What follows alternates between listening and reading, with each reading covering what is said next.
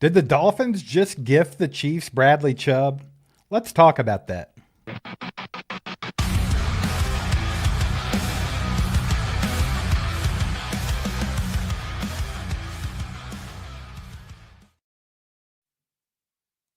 Chiefs Kingdom, how we doing, ladies and gentlemen? Good to see everybody.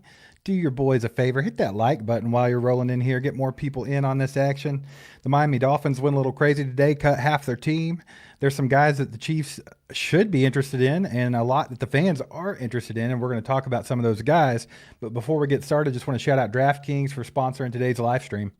The next great playoff touchdown is coming, and you can bet on every moment of postseason glory. We've teamed up with DraftKings Sportsbook because playoff football delivers the biggest scores of the year, and every trip to the end zone matters more than ever. Whether it's first touchdown score, anytime touchdown, player props, or same-game parlays, DraftKings gives you more ways to ride the adrenaline of every score during Super Bowl 60. Right now, new customers that bet $5 can get $300 in bonus bets if your bet wins by signing up using our promo code ACU. With DraftKings, the crown is yours.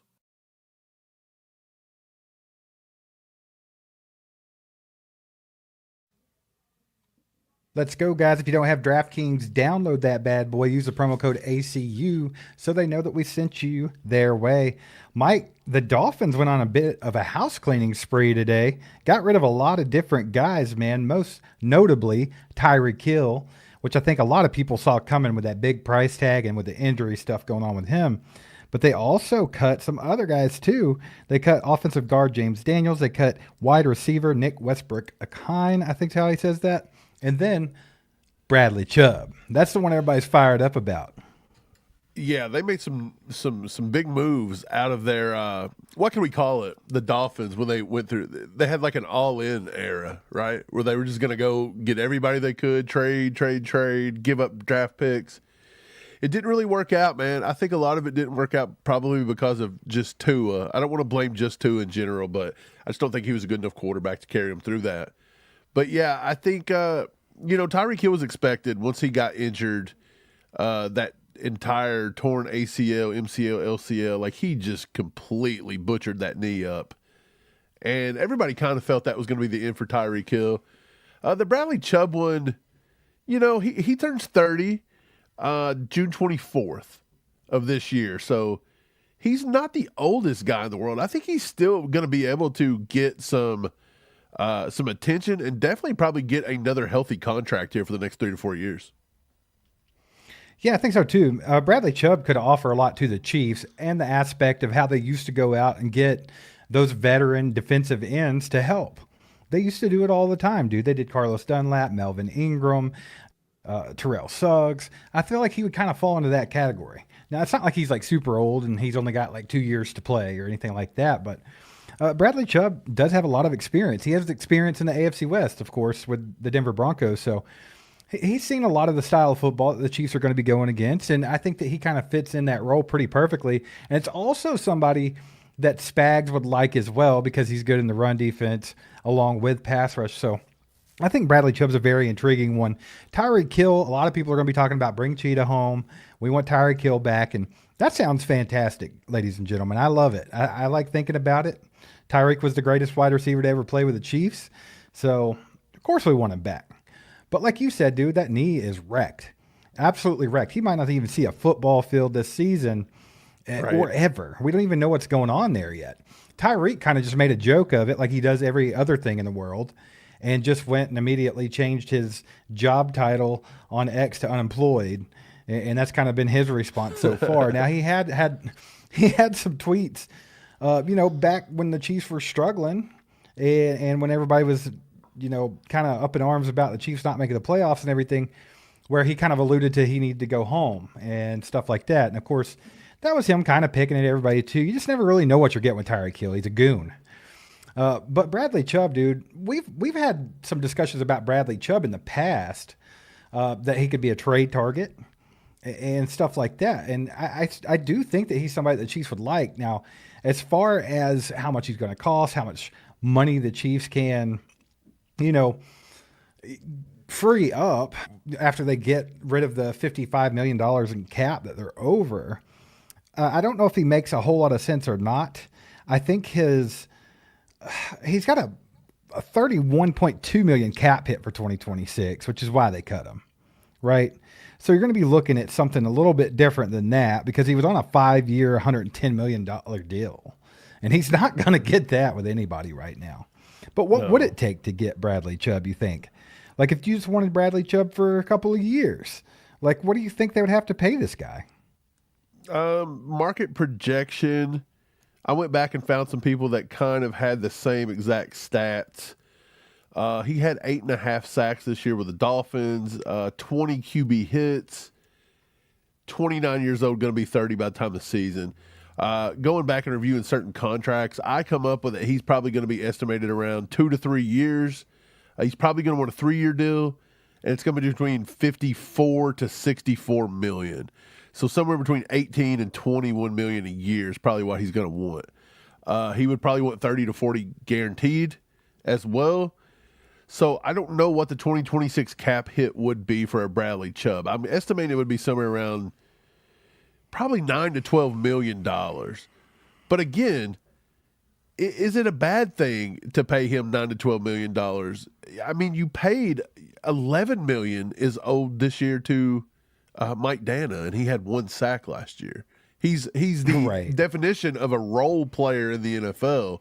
That's 2 different types of guys there. Right. He brings nothing to the table in terms of pass rush 99% of the time. He's just not elite. You don't game plan for him. Bradley Chubb is a game-changing edge, and if you could literally turn an $11 million cap hit into a 12, but replace Dana for Bradley Chubb, that's a huge, huge deal. Now, I don't know if the Chiefs will be able to do it. There's a lot more teams out there with bigger money. The Falcons may be in play now that James Pierce got in all that trouble. The Cardinals, the Chicago Bears are at play. And, of course, even teams like the Raiders, I don't think you can count them out because they got so much money to spend. Right. Well, Mike, while you're figuring out why your camera just disappeared, I'll kind of take over what you're talking about here. With Bradley Chubb, here's the things that you got to think about. Yeah, that was strange. I saw like a ladybug or something. But with Bradley Chubb, you said he's a game-changing edge, and he got paid like one. But when you really start to look at it in 2025, he only had 8.5 sacks, 47 tackles in 17 games. So is that good? Yeah. Is it a $110 million deal good? No. So I feel like he was slightly overpaid for what he was performing with. I'm kind of expecting Bradley Chubb to go into a team kind of looking for a shorter term contract, like maybe a incentive heavy deal or like a prove it deal. I still got it kind of deal. I mean, that's what I would think. And also with Bradley Chubb, he's 30 years old, by the way. But he does have a history of very significant knee injuries too. So it's not like you're not playing with fire a little bit with Bradley Chubb because he had a catastrophic ACL, meniscus, patellar tendon all at the same time in late 2023. Like he got wrecked. So, I mean, he was still coming off of that. And that could be why the performance in 24-25 wasn't as up to par as it should have been. But, I mean, that's something that you still have to think about, right? Like, yeah, this dude has an injury history. Could he re-injure it? Is he going to be the same as he was before the injury? Because obviously he got paid before all that. So I kind of expect him to take like a smaller, not a smaller deal money-wise, but like a shorter term deal just to prove to a team that he still has what it takes to make that big money. Because at 30 years old, I mean, I think the guy's still got, a good 4 seasons in the tank probably, as long as he can stay healthy. So I don't know. It'll be interesting to see.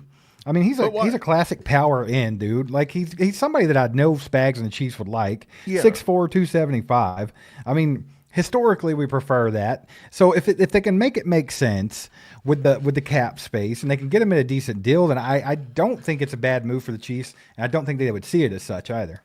Well, why would Bradley Chubb get ready to turn 30, knowing he's only got 4 years left, sign a prove it deal?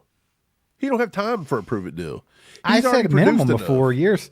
Approve it. Well, I mean, okay, yeah, but like I was saying, dude, he's on a $110 million contract, massive contract. He had a $32 million cap hit getting ready to happen. And he only gave you 8.5 sacks. Like, that doesn't match up. So, he's never. 8.5 sacks, that's more get sacks that. than our entire team had total. That's still trash for that $31 million cap hit. Oh, well, it's That's not worth the insanity. $31 million, but I don't think he's going to get that. Which is why he next got time. cut. His 3 to 4 year deal is going to be roughly half of what he just got. So Well, he's maybe not he goes getting a that route. But I'm massive- just saying, if he took a shorter deal with somebody else, say he took one with the Chiefs for 1 year, 2 years, and he went out there and had 14, 15 sacks, all of a Then sudden he's gonna somebody's be paying him 32. big money the next year. 31, 32. Yeah, I don't but know I if mean, he could people turn around and get willing to a do massive difference. I don't think he's got time to do it. I don't think he's going to do it. I don't think Bradley Chubb needs to do that. Like, I don't. You're shitting on 8.5 sacks and 20 QB hits like it's horrible. Like, I understand it's not worth a didn't say $31 it was million horrible. cap hit, but it's well worth Right, a don't $12 twist my million words. cap hit. Yeah, I mean, if you're going to pay Mike Dana $11 million, then absolutely. Yeah. But I'm just saying that he's not going to get big money. He's not going to get huge money like he was getting. It's just not going to happen. No. And the only way that he would ever get back to that is if he had a short 1 to 2 year deal and performed at a high level. Then somebody might take a shot on that for a couple of years. Possibly. That's all I I still was think saying. he'd be too old. It's almost going to, you're Yeah. probably going to have to see how Trey Hendrickson comes out and plays out. Because what is he, 32? Like, I don't see anybody opening up and giving him a massive deal for 3 or 4 years at 32. So, Right. yeah, I guess you would have to see Yeah, well, time if is that money. did happen. Time is money in the chat says Chiefs would be better off signing Hendrickson. Well, how much do you have to pay Hendrickson? You talked about this yesterday. What was it? What was his Right. market value? I mean, it's I don't remember. I well have to look above it what back up. Chubb's going to make. So Trey I mean, Hendrickson I don't is know. estimated. He's estimated at $25.4 million per year and a $12 million cap hit. So he's right around that same area Bradley Chubb would be. But again, Bradley Chubb's only going to be 30. He's already 31, going on 32. So, I mean, I'm with you. I think I do like Trey Hendrickson a Hendrickson's- little better. Yeah. You say Trey Hendrickson's 31? Yeah. Okay. Yeah. Well, how old was like Melvin Ingram when we had him? Oh, he Like, was old. That's what I'm saying here. Like when you think about him or Suggs, I think they were probably like in the 34 range at the time that we got them. He was 36 years old right now. So He was he's probably what, 32. 33? 32. He was 32 when the Chiefs Right, got him. and I think although he wasn't like a game breaker, he wasn't like some kind of crazy pass rusher, he still was very effective for the Chiefs. He did a Exactly. lot for us. So I think Bradley Chubb is going to be more effective. He's gonna want money. I don't know if it's enough money, and I don't even know if the contract he gets is going to be at the end of the day worth it for the team that signs him. But I would consider $12 million a year, a cap hit of $12 million for Bradley Chubb for 2 years. I would deal with that. Yeah. You guys let us know in the chat what you think about it. Do you want Bradley Chubb or not? If you had to pay him 11 or 12 million, would you do it? Let us know. You guys do us a favor, hit that like button. Let's get some people in here, baby. Chiefs Kingdom is in hiding right now. I know it's an odd time of the day. We're on a little earlier than usual, but we got some things to do. So make sure you hit that like button. Get this out to more people. All that fun stuff. If you haven't subscribed to the channel yet, make sure to do that, especially if you're a Chiefs fan. If you're not, you just like talking ball, go ahead, hit that subscribe button, hang out with us. Appreciate everybody being in here. You guys are awesome. Let's talk about Tyreek Hill for just one more second, since we're talking about the fire sale of the freaking Dolphins today. Well, not a fire sale, but more of like a cleaning spree. They were like, let's just get rid of some dudes. Do some spring cleaning. Yeah, some spring cleaning. So Tyreek Hill, obviously with a dislocated knee and a torn ACL, that was in September. So realistically, he's not going to be back probably for this season. Like if he is, it would be late. He's also, his cap hit was at $22.8 million for 2026. So obviously Tyreek Hill's kind of in that same boat as Bradley Chubb. Like he's not going to get paid what he used to get paid. Like them days are over. So they're going to have to come up with something different. Now, you know, a Chiefs reunion. Those rumors are always going to be floating because that's what Chiefs Kingdom does. They always love the player that had been here before. They want him back. And there's some sentimental value to that. And people love Tyreek Hill. And like I said, he was the best Chiefs receiver to ever play here. I mean, you could argue that, but I mean, statistically, it is what it is. What would you think if the Chiefs dabbled with that, Mike? Do you think that would be a big mistake because of all the injuries and the fact that he doesn't have the step like he used to? Or do you think if they could get him at a decent price of, $12 million a year or something like that, would that be a smart thing for the Chiefs to do? Especially, but with the caveat of knowing that he might not play at all this coming season. Right. You can't touch Tyreek Hill this year. He's not playing next year. There's just no way. I think he still has more surgeries he's got to do. Chief concerns, Marcus Dash, JD over there, they had actually tweeted earlier today where he was on a live and he was playing video games and saying he still had another surgery to go. So he's just not ready. Repair the LCL. Yeah, Tyreek Hill he had the same injury as Tank Dell had a few years ago, and Tank Dell didn't play. I think he missed like a whole season and a half. So Tyreek Hill's just not going to play next year, which means he's going to be 33 years old in March 2027, which is going to be next year. So he's going to be 33 and a half years old for the next time he steps on a football field. He's going to be coming back from a pretty severe injury. It's possible Tyreek Hill may look at his circumstances going forward and just walk away from the game at this point. Like, who's going to sign him knowing he's not doing nothing this year? That's true. And Tyreek Hill always kind of struck me as somebody that could retire early because he said it time and time again. It seemed like and it seems like he has a lot of interest in things outside of football. But yeah, so I think the Tyreek Hill one's a long shot. I had a poll up. Which one would you rather have if you could have one of the two? Would you rather take Bradley Chubb or Tyreek Hill? It looks like 63%, 61%. It's moving quite a bit, but let's just say around 60% prefer Bradley Chubb over Tyreek Hill. And that's with all that sentimental value. So, I mean, I think Bradley Chubb would be the smarter of the two. So let's turn course a little bit. I want to get this super chat by Shane real quick. Mr. Boring in the house says, I'd like to snag both. But realistically, it's probably not possible. Yeah, you're probably right. It would be cool to get both of them. It'd be cool to get a lot of different players. But we also have to be realistic when you think about it. The Chiefs in free agency, we said they need to be more of a player in free agency this year, but they're also historically not. So they do have to go outside of their comfort zone a little bit just to make some big moves in free agency. So getting both's probably not going to happen, but I like the idea of it too, Shane. Appreciate the two, brother. So back to Bradley Chubb for a second, Mike. Another guy that I've been talking about that I think that we should be a player in with pass rush, and I know that Brett Veach will be because he was trying to get him at the trade deadline, is Boye Mafe of the Seattle Seahawks. So if we look at what they've done, let's see. I think this was in 48 games, Boye Mafe had 17 sacks, 71 solo tackles, 3 forced fumbles, and one championship, obviously. He got that Super Bowl ring. Bradley Chubb in his last 33 games, Mike, has had 19 and a half sacks. So 2.5 more than Boye Mafe. 8 forced fumbles. So 5 more than Boye Mafe. And when you think about the production between those two, and then you think about how much each one might cost, and then you think of the age difference there, because Boye Mafe is only like, what, 24?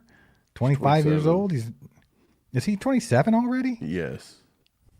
Dang. Okay. We're getting old, brother. He was an older prospect. Okay, so 27, that's right. 27 or 30. So there's 3-year difference. What do you think would be smarter? I mean, as far as that goes, like only 3 years older, Bradley Chubb, he did put up a little bit more stats in the last, say, 33 to 40 games. So who would you lean towards? Look, Boye Mafe is going to cost you 3 years, $36 million, almost $37. That's what they're projecting, about $12 million per year. His cap hit this year would only be about $6 million, but that would just be in 2026. In 4 years, he's had 20 sacks, but he's a decent run defender. So he fits what Spags wants a lot by setting the edge and being a good run defender. But I don't think Boye Mafe moves the needle when it comes to actually pressuring the quarterback. I mean, he's averaging 5 sacks a year. I mean, that's great compared to what we have on our team, but 5 sacks a year, I mean, I'm pretty sure, didn't Charles Omenihu almost get to 5 sacks this year? We were all like talking about how he sucked all year. So, right. So I guess the question there is Boye Mafe hit a ceiling yet? Like, is he got to where, You think, is he already capped out? Is he going to get any better? Like that's the question. Well, he's because 27, with Bradley so- Chubb, with Bradley Chubb, you're already kind of there. Like, you know what you got, and he's probably backtracking at this point because of injuries and things. So, I don't know. Yeah, It's Omenihu interesting. had 3.5 sacks this year. That was it. So Mafe would have give you maybe a 1.5 more, according if you took his stats. So on average, he's giving you about 5. Is that enough to move the needle at all? Like, are you better off just kind of drafting somebody and hoping they can turn into a monster pass rusher rather than just going and paying them at this point? Yeah, see, that's what I was kind of bringing this up for, because, I mean, overall, even though the injuries and the age difference, it looks like Bradley Chubb, he's definitely been the more productive football player over the last 3 years. Yeah, for sure. So, I mean, cost is obviously going to be the biggest factor in all of that, and how much the Chiefs can free up and how much they would have to pay Mafe and or Bradley Chubb. That's going to be a lot of things. And I'm sure there's going to be other guys in the mix too. It's not just like they're the only two guys that are going to be considered for the edge rushing position, because the Chiefs have got to do something about the pass rush. It's definitely something they have to address. Yeah. I don't know what they do. Like, honestly, I feel like maybe a pass rusher is your best way. Again, if I'm going to go $12 million, I would probably prefer Trey Hendrickson. Maybe I can dig into some Trey Hendrickson stuff tonight and get that set up for our podcast tomorrow or something. You think you're going to get him for $12 million? That's what they're estimating. A $12 million cap hit next year. Okay. That Because makes more basically sense. I thought that's you were really saying what that you're his looking market at. value was $12 million. I was like, you're No, his high, market bro. value is Yeah. around 20 to 25, 20 I something? believe. 25 Yeah. million is his market value per year. They're estimating 2 years, 50 million for Trey Hendrickson. Right. Well, the big thing about it too is, and I've said it a million times, and Daniel pointed it out here too, we know Veach wanted Mafe. He liked him in the draft. Yeah. He tried to get him at the trade deadline. So It's probably because he knows historically, it's the when only Veach gets stuck player- on a player, He knows it's the only player Spags will let play because he's good at run defense. Other than that, he don't want nobody to get after the passer. Spags is like pass rusher. Nope, don't want it. well, what does that have to do with Veach? Is Veach only wanting these people because Spags told him to? Yeah, Like, I don't because when he know. went out and grabbed them 2 other ones, they sat on the bench and rotted. Well, that's what I'm saying. He didn't obviously ain't conference playing it that up game with again, I Spags guess. before he went and got Josh Uche or Cam Thomas. Right, he give so- up picks for Thomas and Uche, and they just sat there. So I don't think he's wanting to give up picks anymore if Spags ain't going to do it. Probably not, man. Probably not. Guys, appreciate y'all being here. You guys are awesome. Make sure to put all your questions in the chat and everything. We'll try to get to you. We just kind of wanted to talk about a couple of these possibilities here. I mean, it's almost free agency, so why the hell not? Especially when we got the Dolphins out there just gutting their entire team, coaching staff and all. Real quick, just want to take a quick second to shout out another sponsor of today's live stream, Zarda Barbecue. You guys get over there if you're in Lenexa or Blue Spring. They now have a little deal going on called Wings and Things, if it'll stay up here. You get that combo, baby. Those wings, smoked wings, get to fall off the bone ribs, you get onion rings with it. All that for one low price. And their food's fantastic, Mike. Got to shout out Zarda. They're always so hospitable to the ACU crew. So, love them. Go get you some food. Shout out Gary in the chat, by the way. Says, everyone, please consider subscribing and hitting the like button and support. And you know what, Gary? Appreciate you, brother. That goes a long way. Yeah, if you guys haven't already, hit that subscribe button, hit that like button. I think right now, I mean, we know we're early, so there's not a lot of people on today, but we're only at 40 likes. That's rookie numbers. That's like just started YouTube yesterday numbers. What the pretty hell's rough, going man. on? Wake up! Do I have to do that again? Wake up! Wake up! What are you doing? Yeah, dude, it's weird though. And it's been a trend all season. I swear it low-key had an effect on the entire season of the Chiefs this year. Because if Yeah. you go back, after that People Super were Bowl so loss, checked out. a lot of y'all out there, and I'm not saying you that's watching right now, but you guys are usually watching that's not here, y'all went into hiding. Y'all sulked up, and y'all went and cried after that Super Bowl, and y'all didn't even show back up for the season. And I feel like that energy, even from the fans, just kind of spilled over into that locker room. And it was just like low energy, like no hype, like no nothing for last season, and it was a big turd. I feel like Yeah, everybody's we got to can't get have back that with it, anymore. man. this is an exciting time for the Chiefs, really, because we see that they're trying to make some positive changes. And we didn't think that was going to happen. I mean, we talked about that before the season even ended. Everybody wanted to see change. They want to see this coach gone, that coach gone. Well, guess what? Andy Reid did do some of that. And I think that we're going to be seeing, some different things coming forward, dude. And I think it's exciting because, like I said, we're a month outside of free agency, which means you're 2 months outside of the draft. And, I mean, we could potentially in the next 3 months kind of see what direction this team's going in. And it could be good, man. As long as you got Patrick Mahomes there, you got Andy Reid, you got Chris Jones. I mean, you're always going to be competitive. And if they go out and put some pieces around these guys, we're going to be right back at it, guys. We're going to be Thomas right back Money says we're not talking Ruby Rose and Rashee Rice. That's why the likes are low. Was that who he took the picture with the other day? That whole viral I heard it was Instagram like a thing that was like pissing people off. I don't know her name. I just got a text message from somebody that was like, why is Rashee Rice shacked up with some Kentucky OnlyFans model or something like that? Wait, is she from Kentucky? I don't know. I didn't look into it. I got the text. Huh. I don't know about it, man. I don't know what Rashee Rice is doing in the offseason. I don't think Rashee Rice is doing himself any favors for long term. Do you think he's trying to get out of the Chiefs? I feel like at this point he's trying to get out of here. No, I just think that he's maybe not the brightest bulb. I mean, I don't know. I don't want to talk bad about the kid, but he's not great at making decisions. Yeah, his decision-making skills not been too positive lately. It happens, It happens. He's young. Good grief, man. But as long as he stays out of trouble, I don't care what he does. If you want to hang out with some weird. Look, I've seen a lot of people today because I did a little vertical live earlier today. If you're a member or if you're not a member, it's $4.99. Get over there and become a member. I mean, I don't know what you're waiting for. But other than that, like, you can watch that there. If you did catch it, we talked a little bit about Rashee Rice, Steve. A lot of people in the chat were kind of on board. They wanted to see possibly maybe a trade for Rashee Rice. And you got to think about this. Going into 2026, you've got 3 receivers under contract, basically. And going into 2027, you got 2. You've got Xavier Worthy and Jalen Royals. That's it going into 2027. So I think people are writing off receiver way too early here, especially coming up draft time, because that's a cheap way to get a receiver for 4 or 5 years if you catch them in the first round. And we don't have a lot of receivers in the tank. I know last year we were fooled. You had Juju, you had, Hollywood. You've got all these people. We're like, dude, this is a pretty good receiving core. Even Tyquan Thornton. But it's like, I don't know. None of these guys are under contract right now. So we just don't have a lot there, man. So I think you can't really write off receiver here. You could never write off receiver with Brett Veach in the draft. I mean, he's been taking second-round receivers every year for like 10 years. And then he went and got Xavier Worthy. So, I mean, you can't ever put it past him to do something. And like you said, there's going to be some good options there. Now, taking a receiver at 9, I feel like it's kind of just as silly as taking a tight end at 9. So I kind of feel like we might see do you think he would sit and take like Mekhi Lemon at 9 or Cornell Tate? Do you think he would do that? Or do you think it would be more of a we traded back and one of them's still available?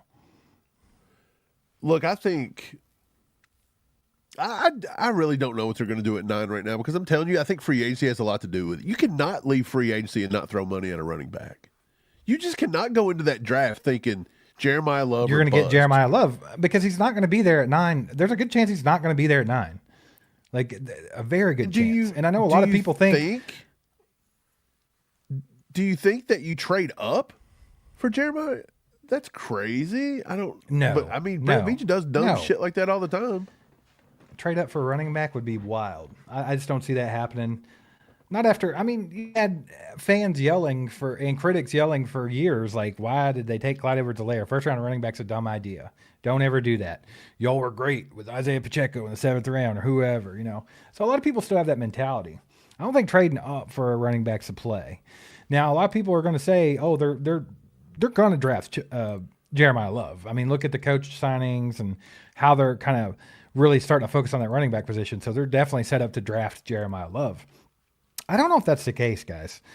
I'm going to go right back to what I was saying about Boye Mafe.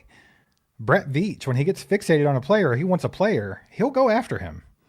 And he did that with Breece Hall at the trade deadline. He literally missed trading for Breece Hall by like a 3rd-round pick and a 2nd-round pick. Like they just couldn't come to terms on that.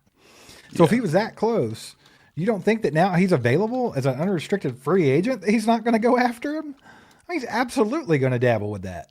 He's going to kick the tires and see what he could get him for.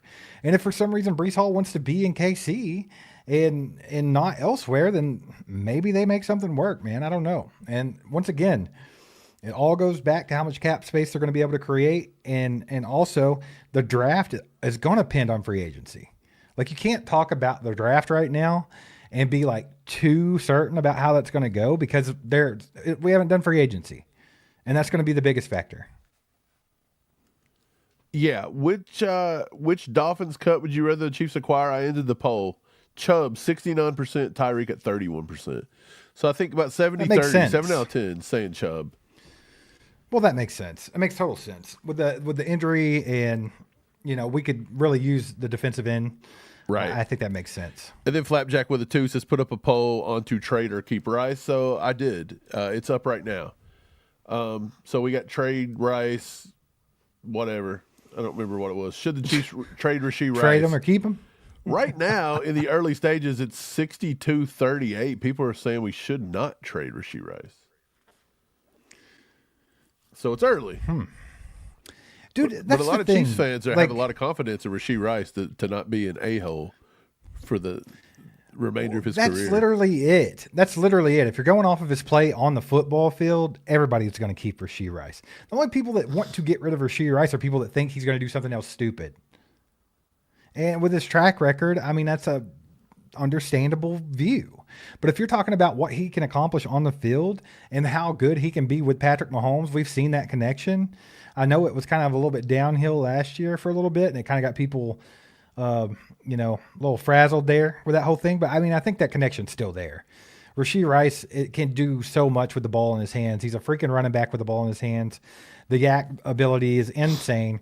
He showed at an NFL level that he can be elite at that. I mean, right before his knee injury, Mike, he was at an elite pace. He was right there with Justin Jefferson, Jamar Chase before he got hurt when Patrick Mahomes took his knee out. So, I mean, we know he can play at a high level. Now, is it worth the risk? And is it really a risk? I don't know. It's just all how you look at it. But I think him on the rookie contract, it wouldn't make any sense to me unless you just think you're absolutely not going to consider re-signing him and you want to try to get a pick or something. I don't know. Well, that would be the thing, right? Rashee Rice, I don't think you can feel comfortable giving him a long-term deal. So this is your last year. So you just play it out and he walks in free agency and you don't get nothing. Or you try to see if a desperate team will give you maybe a 2nd-round pick for him and you break even. But don't you think other teams are going to have the red flag on him too? They might. But at the same time, they also could see it as, well, for example, where the Chiefs are kind of irritated over this latest Instagram thing, and he's on there flashing, his pew and doing this and doing that.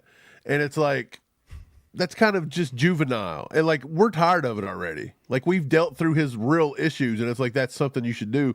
But maybe everybody else just sees it as, hey, that wasn't even in the news really. Like, it's not a big deal for us. Like, yeah, he settled the other thing. We're good.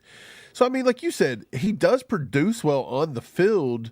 I don't know realistically how many people would probably try to trade for him or whatever, or what his trade market would be. So, yeah, it might be okay to do whatever, but I would definitely kick the tires on it if somebody offered it. I guess you would consider it. Is he like the Ja Morant of the NFL? Like, I know he's not like as dominant as Ja Morant is at basketball, but like he just can't get it together. He just can't act right. He's like the Ja Morant. Yeah, that's what he is. I don't Ja know, Morant. but he's got to figure it out. That's just the way it is. Somebody's having a meltdown in the chat. Who? Who's melting having down a out there? meltdown, bro? What's He going said, on, this Coop? is a top-end receiving core, and he won't run the ball. How many times are we going to argue this? That's true, but we don't have a top-end receiving core under contract. It's just not there anymore. Dude, even last year, like you look at the players and you think about their talent level and you're like, oh, our receiving core is better than it's been maybe ever with Patrick Mahomes. But the production was ass. And they were the lowest in the entire National Football League at getting open. They couldn't get open. So what good does it do you to have that? Now I understand the running game plays a big part in that, like Coop said, but I also think that O'Shea, the coaching hire for the wide receivers, and not having Connor Embry, who just coached middle school football before that, or whatever it was, I think that's going to make a difference too. And I think it's going to make a big difference with guys like Rashee Rice, because Rashee Rice, he excels at what O'Shea likes to do. Use leverage, the quick slants, get the ball in their hands quick, and then get yak. And set up the DBs. Get yourself open. Give yourself some space. If he can get Rashee Rice to doing that and getting the ball in his hands, we all know what Rashee Rice can do when he catches those little slants. He turns them into 30, 40 yards at times because he's a freaking running back with the ball in his hands. So, I mean, I think going out and just trade this guy, trade that guy, get rid of this guy, get rid of that guy. I mean, I understand it to a certain extent, but like, I also don't know if that's the greatest idea. I think we should see how they're planning on tweaking this offense, new coaching staff in there. I mean, what if he could be a monster with a new coaching direction, a new offensive scheme? Like, what if Rice turned into a top 5 receiver in the NFL somehow? Would you kind of feel stupid that you traded him away? I don't know. And maybe not, because of the trouble that comes along with him, all the baggage. So maybe people just don't care either. It could go either way. Well, I don't know what the solution is, because, so for example, like, I understand where Coop's coming from, and then I showed where Nikki said it's scheme, and it is scheme. It's scheme more than anything. So, like, what do you do in this position? The Chiefs, like, we claim the Chiefs had one of the best receiving cores there was, but we look at the end of the year, and maybe it is due to scheme, but every one of these guys are at the lowest in efficiency. None of them can get open. Juju was the best receiver we had, only in the zone. Like, that's pathetic. You had Hollywood, Rashee Rice. They were all in the bottom tier. Couldn't beat nobody in man coverage. Couldn't do anything. So, but yet you got Andy not wanting to run the ball. So then you ask yourself, well, does the wide receivers need upgrade? Do they not? Do we just don't focus on wide receiver? Go get yourself a good running back. But what's the point of getting a good running back if Andy won't run the ball? You've almost got yourself in such a weird pickle that I don't know what the solution is. But you already see them. Pay crap tons of money to a nice running back and let Andy Reid run the ball 13 times a game and us lose a little bit and everybody's going to lose their mind. Of course, but I think people are seeing the trend of we're going to work on the running game. I mean, going back and getting Eric Bieniemy and saying you went that route so he could rehash this running game. Okay. And then going out and getting DeMarco Murray, and then you go out and spend on a running back. That would be pretty wild to go through all of that and then Andy just refused to run the football. Like, what was the point of the entire thing? Fine. But just to get that to happen, which we've all done except for investing in the running back, like, we got to let the wide receiver room go to hell? You got to let that fall Not off? Like, who said that you can't have both together? Well, I mean, who's not under contract? Hollywood Brown, Tyquan Thornton, Juju. Big deal. Big deal. The only one out of those three that I think that would be good to get back would be Tyquan Thornton. And that's just because they didn't use them the way they should have this year. They may not use them again. Like, that's exactly. So if all three of them go, I'm not going to lose sleep. As long as you got Xavier Worthy and Rashee Rice there, and you still got Jalen Royals, who's yet to get on the football field. Yeah, we don't even know what he is. That's not terrible. You go out and add one more piece to that, and you still got a decent wide receiver core. So, I mean, you don't have to have 7 of those dudes. I don't know how we got in that weird mix where we thought we needed 7 receivers because every year. One of your 3... That's over. Because one of your 3 can't stop getting in trouble, and then he had an entire knee injury he had to deal with. So 2 out of 3 years, he's pretty much been a wash. Then at the end of last year, when he finally got back, he decided he didn't want to catch the ball for 3 straight games. Then your other 2 is just injury prone. One guy's got tendonitis, can't figure out how to take Tylenol, and the other kid, of course, you still have to gets add injured to every it. 5 minutes because of Travis Kelce, I guess. But you still have to add to it. That's what I'm saying. But you've just got a bunch of unreliable guys right now. So in my opinion, if the Chiefs did settle on a wide receiver at number 9, I don't know if it's horrible.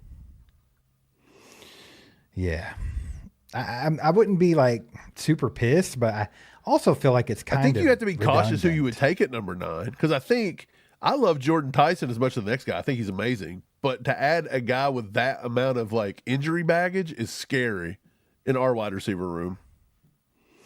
That's true, but he is probably the best route runner there is, and we need those. We need some good route runners. True. That's where we need to be leaning towards. Mickey, it is. It's a Misfits tattoo. Good call there. Dr. Stereo in the house with the 18-month membership says Rice is in his contract prove it year. He will get serious and have his best year barring injury. We still need a wide receiver 1 though. That's a good point. He is going to be in that kind of that contract year. So if he wants to make big money, he focuses on football, has a good year. So I mean, that's a possibility that he could really like focus in. You still have to get somebody else, and I know a lot of people like, oh well, Rashee Rice is a wide receiver 2 at best. We need a wide receiver 1, and I understand where everybody's coming from when they label the receivers that way. But with Andy Reid and the way things have been for the last decade, I don't even care about wide receiver 1, wide receiver 2, this and that. Like, it doesn't even matter. It really don't. Like, give me I know that's normally the X, but Andy don't do stuff that way. So let's just get an X, Y, Z and let's roll. I don't know. It's so hard because it's like what do you mean by wide receiver 1? Is it you want a big X receiver or do you want a top tier receiver? No, are you going to go out and are really wanting that big body wide receiver. Are you going to go out and, there's been a little bit of smoke about Mike Evans. Are you going to go out and pay an aging Mike Evans a boatload of money to come in here and be your wide receiver 1? I don't know. I mean, it's a possibility, and I don't think that would be the worst thing in the world if they did do it, but what's the chances that they do something like that, Yeah, I don't know. I don't remember if it was our live on Sunday night or just earlier today when I was doing the vertical, but I said that Chief fans want certain things that the Chiefs just aren't willing to budge on. There's an impasse between the coaches and there's an impasse between the fans. Of course. Always has Coaches want, like Spags, he wants that big-bodied, slow, set the edge. And fans are tired of it. They want to go get your David Baileys of the world. They want these 15-sack guys. And I don't think it's ever going to happen. They want that big-bodied wide receiver in Kansas City, but Brett Veach and Andy Reid don't really like it. They failed at every one of those. Justin Ross, they failed. Kelvin Benjamin, you name it. We've tried them a few times. Josh Gordon, they just fell. And I don't think you'll get it. So it's like all the fans have these ideas of what they really want and how the Chiefs should change things, but it's like, well, with Andy and Brett and everybody else, you're just not going to get that. You've signed up for the Andy Reids and the Spags of the world. That's what you're getting.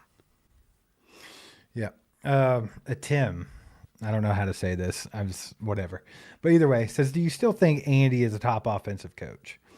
And so I think Andy all time is one of the best offensive minds there's ever been. And I think he changed the game more than a lot of other coaches did. A lot of what they've been doing the last decade in the NFL all around the league was because of what Andy Reid did. Now, here's the thing. Is he still a top offensive coach? This year should tell us that story, brother. It should tell us. Because if he can't tweak this offense and get them back to rolling, because I think it's obvious. The writing's on the wall. Andy, you dropped the ball a little bit. You got behind the 8 ball, and you just let everybody else pass you up. While you were doing the same stuff over and over again, you kind of fell out of being that trendsetter and turned into a guy that's stuck in his ways and couldn't get out of 1998 or whatever. You know what I'm saying?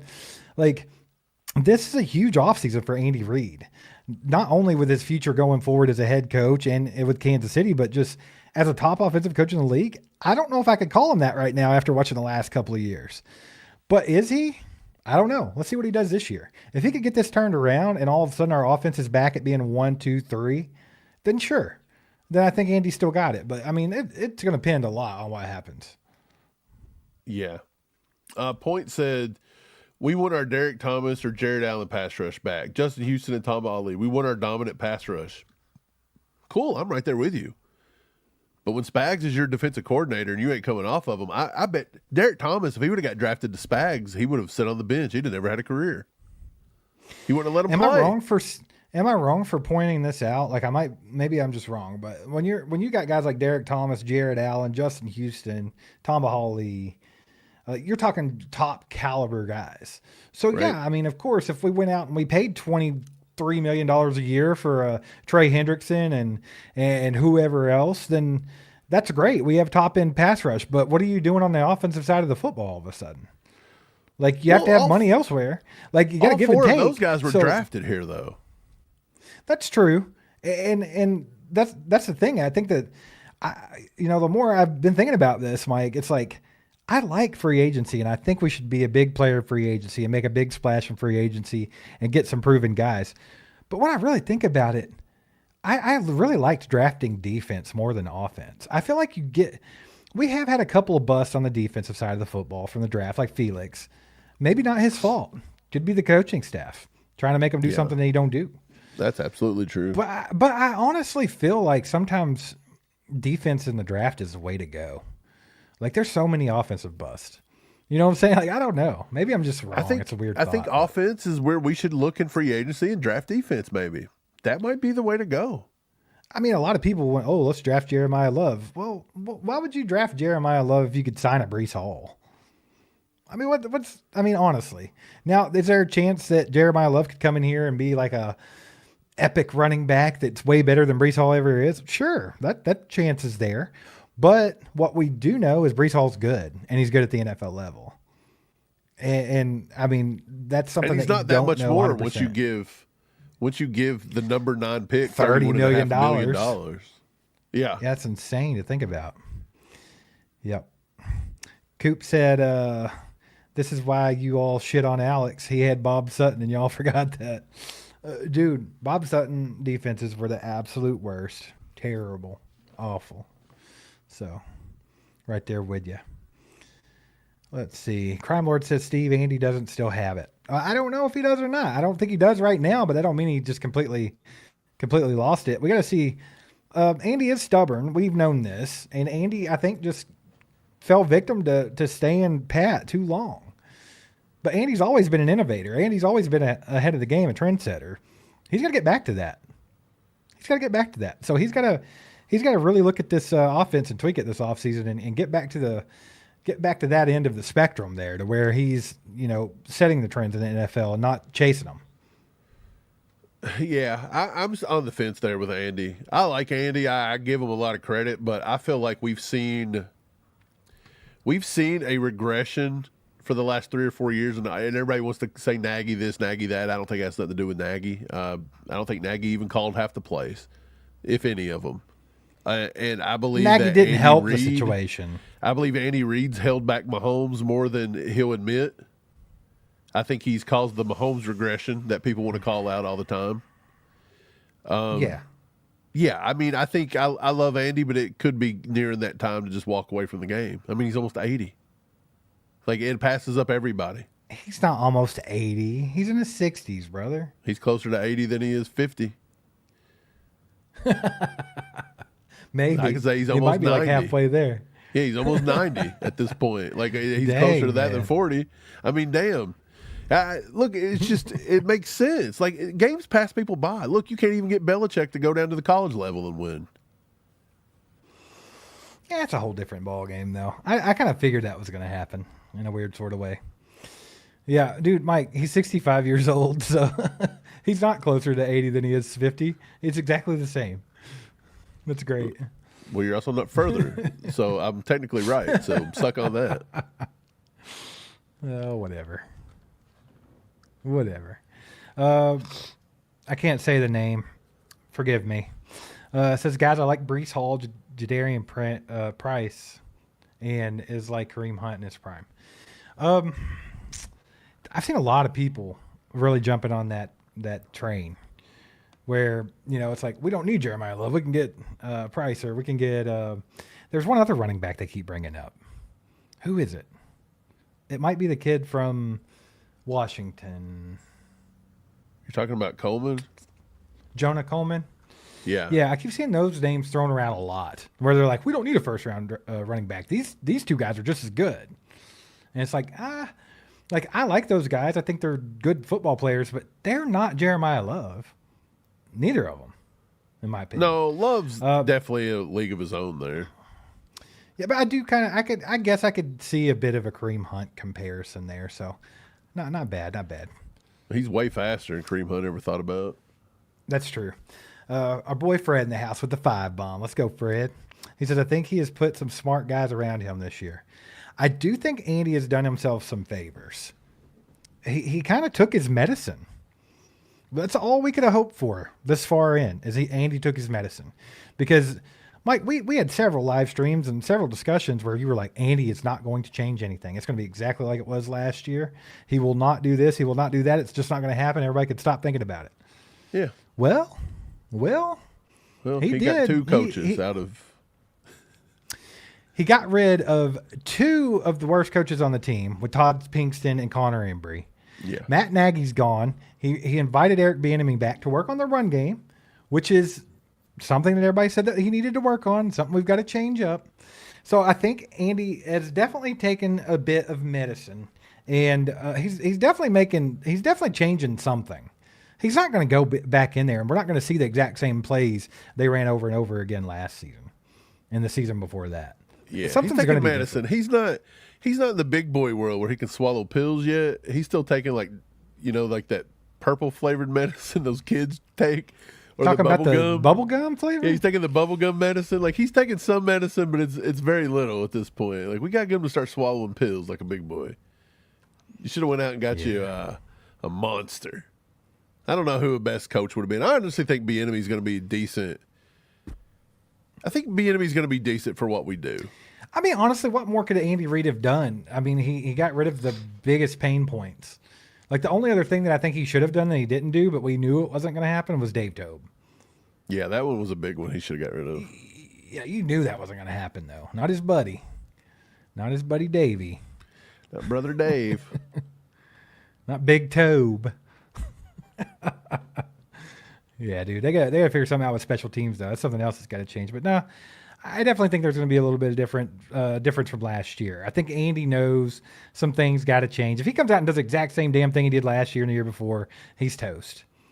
But anyway, guys, appreciate y'all being here. Do us a favor, hit that like button on the way out if you haven't already, and we'll catch you next time. Go Chiefs. Wow.